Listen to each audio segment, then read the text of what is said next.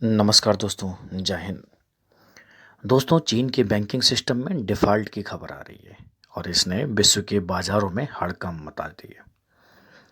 Banking system में गड़बड़ी के चलते चीन में करीब 3 अरब युआन यानी कि 30 अरब रुपए के घोटाले का मामला सामने आया है और इसमें चीन के सबसे बड़े बैंक के शामिल होने का आरोप है। इस बैंक ने क्या किया था, किसी कंपनी की निवेश स्कीम को मार्केट में बेचा और जिस कंपनी ने निवेश स्कीम खरीदी वह दिवालिया हो गई और उस कंपनी को अपने निवेशकों को 31 जनवरी को पैसे लौटाने हैं। मगर उसने साफ कह दिया कि उसकी माली हालत खराब है और वह तय दिन में निवेशकों के पैसे वापस नहीं कर सकती। दूसरी तरफ इन्वेस्टर का कहना है कि हमने तो बैंक से स्कीम खरीदी है, ऐसे में बैंक की जवाबदेही बनती है कि वो इन्वेस्टर का पैसा लौटाएं, क्योंकि बैंक ने क्यों आंख मूंद कर उस कंपनी की स्कीम को मार्केट में बेचा और उसने कंपनी की निवेश योजनाओं पर नज़र क्यों नहीं रखी।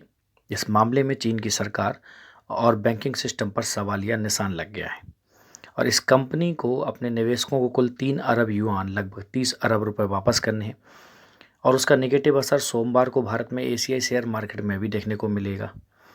अब यह बैंक एसेट के पैमाने में विश्व का सबसे बड़ा बैंक है और इसकी कुल एसेट करीबन 4.8 खरब डॉलर की है। और रेटिंग एजेंसी फिच है, उसने भी कहा है कि चीन को अपने बैंकिंग सिस्टम में सुधार करना पड़ेगा, क्योंकि जिस तरह डिफ़ॉल्ट का मामला सामने आया है, लगता है चीन को अपने बैंकिंग सिस्टम को सुधारने में काफ़ी समय लग सकता है। चलिए थोड़ी सी डिटेल में बात कर लेते हैं कि मामला क्या है।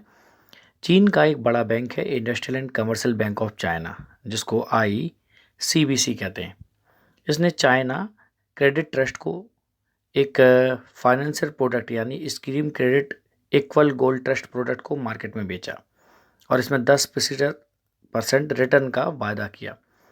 क्योंकि इसे ICBC बेच रहा था तो लोगों ने इसमें खुलकर निवेश किया। ICBC मतलब बैंक की बात कर रहा हूँ। तो उसमें खूब सारा निवेश हुआ और जब कंपनी को निवेशकों का धन लौटाना है तो उसने कहा कि उसके पास लौटाने के लिए पैसा नहीं है। और इधर ICBC के चेयरमैन जियोंग ने भी कहा कि हमने कंपनी की स्कीम बेची, इसके लिए हमारी जवाबदेही नहीं बनती। मगर इन्वेस्टर का कहना है किसी की निवेश स्कीम अगर कोई बैंक बेचता है तो सीधी सीधी जवाबदेही बनती है।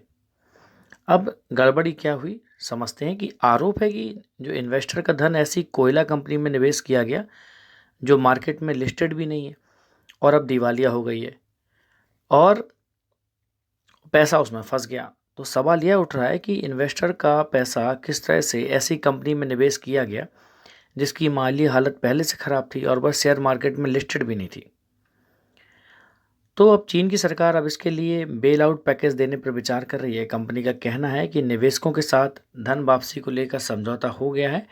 हालांकि कई रेटिंग एजेंसियों का कहना है कि जिस तरह से चीन का शेयर मार्केट और अन्य वित्तीय मार्केट का हाल है उस तरह से उसमें और भी कई इस तरह के मामले आ सकते हैं। तो काफ़ी फ़र्क पड़ता है। अब देखते हैं कि चीन इसमें क्या डिसीजन लेता है, लेकिन फ़िलहाल तो जो सबसे बड़ा मुद्दा ये है कि चीन में बैंकिंग सिस्टम में रिफ़ॉर्म की ज़रूरत है और बैंकिंग सिस्टम में अगर रिफ़ॉर्म नहीं होगा तो इस तरह की गड़बड़ियाँ होती रहेंगी और इस सिस्टम की जवाबदेही भी तय करनी होगी, क्योंकि बैंक अगर किसी प्रोडक्ट को बेच रहे हैं तो उस प्रोडक्ट को बेचने की जिम्मेदारी बैंक पर भी आनी चाहिए, क्योंकि बैंक बेच रहा है तो मतलब लोग बैंक में यकीन करते हैं कि बैंक बेच रहा होगा तो सही होगा। खैर देखते हैं कि क्या निकलता है।